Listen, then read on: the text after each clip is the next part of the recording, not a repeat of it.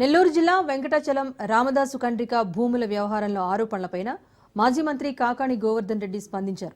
కూటమి ప్రభుత్వం ఏర్పడ్డాక వైసీపీలో యాక్టివ్గా ఉండేవారిపై నిందలు వేస్తున్నారంటూ ఆవేదన వ్యక్తం చేశారు. టీడీపీ హయాంలోనే రామదాసు కండ్రిక భూముల్లో అవినీతి జరిగిందన్నారు. దానిపై విచారణ జరిపే దమ్ము సీఎం చంద్రబాబు కూడా లేదు అంటూ ఘాటు వ్యాఖ్యలు చేశారు. తప్పుడు కేసులు పెట్టేందుకు విశ్వ ప్రయత్నాలు చేస్తున్నారన్నారు. కేసులకు భయపడేది లేదని ఎలాంటి విచారణకైనా సిద్ధమన్నారు కాకాణి.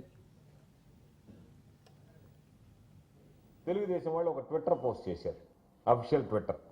దానికన్నా ముందు రామదాస్ కండ్రిక విషయంలో ఏమేమి జరిగింది అనేటువంటిది చెప్పాల్సినటువంటి పరిస్థితి. తెలుగుదేశం పార్టీ అది ట్విట్టర్లో పెట్టడం కాదు, ఛాలెంజ్ విసురుతున్నా. మీకు దమ్ము ధైర్యం ఉంటే ఈ భూముల మీద గతంలో జరిగినటువంటి విషయాల నుంచి ఈరోజు జరిగినటువంటి అన్ని విషయాల మీద సిబిఐ ఎంక్వైరీ చేసేటువంటి ధైర్యం చంద్రబాబుకు ఉందా? సమాధానం చెప్పని చెప్పి అడుగుతున్నాను నేను.